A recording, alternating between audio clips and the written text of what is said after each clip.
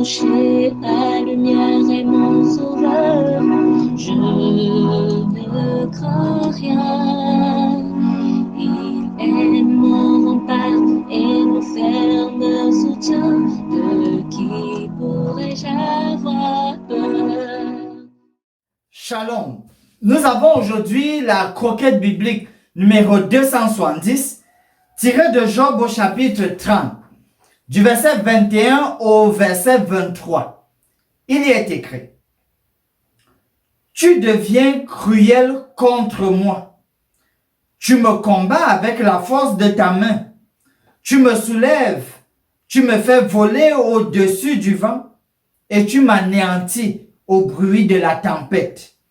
Car je le sais, tu me mènes à la mort, au rendez-vous de tous les vivants. Si je vous dis que c'est Job qui est en train de parler à Dieu et qu'il se réfère à Dieu et qu'il pointe un doigt accusateur sur Dieu par rapport à tout ce qu'il lui reproche là, ceux qui d'habitude suivent nos méditations savent déjà comment nous avons résolu ce genre de problème. Aujourd'hui, faisons juste une rétrospective. Amusons-nous à voir un peu dans le passé, dans le livre de Job jusqu'à présent, à quelle régularité est-ce que Job a exprimé ce genre d'idée où il attribue à Dieu, voilà, la responsabilité de ce qui lui est arrivé. Commençons par le chapitre 7, verset 20. Job dit: Si j'ai péché, qu'ai-je pu te faire, gardien des hommes? Pourquoi me mettre en but à tes traits? Pourquoi me rendre à charge à moi-même?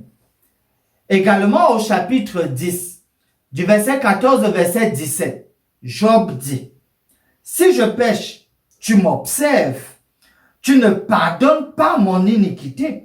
Suis-je coupable? Malheur à moi. Suis-je innocent? Je n'ose lever la tête. Rassasié de honte et absorbé dans ma misère, si j'ose la lever, tu me poursuis comme un lion. Tu me frappes encore par des prodiges. Tu m'opposes de nouveaux témoins. Tu multiplies tes fureurs contre moi. Tu m'assailles d'une succession de calamités.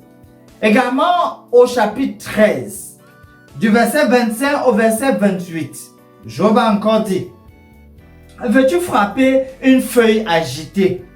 Veux-tu poursuivre une paille desséchée? Pourquoi m'infliger d'amères souffrances? Me punir pour des fautes de jeunesse? Pourquoi mettre mes pieds dans les ceps? Surveiller tous mes mouvements?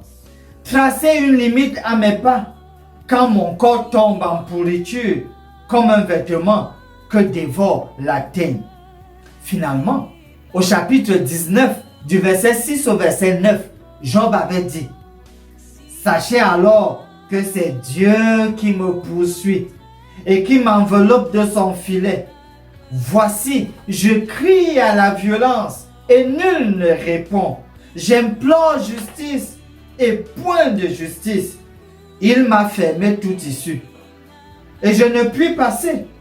Il a répandu des ténèbres sur mes sentiers.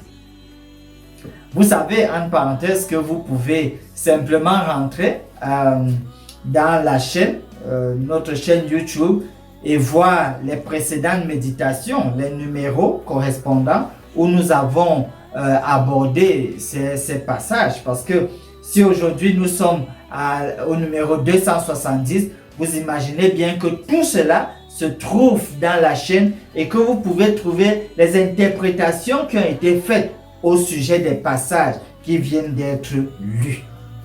Pour le moins donc, la promesse c'est Romains 8 verset 28. Toute chose concourt au bien de ceux qui aiment Dieu. En réalité, comme pour vous comme pour moi, Dieu fait concourir toutes choses au bien de ceux qui l'aiment. Nous le verrons dans le livre de Job. Finissons par ce mot de prière. Père céleste, nous bénissons ton saint nom. Nous apprécions ta promesse à toujours être avec nous. Nous voulons suivre cet exemple à l'égard de nos bien-aimés qui sont malades. Nous prions pour avoir du discernement chaque fois qu'il sera question de faire un examen profond de leurs paroles et actions. Daigne nous écouter du haut des cieux parce que nous te prions par le précieux nom de Jésus. Amen.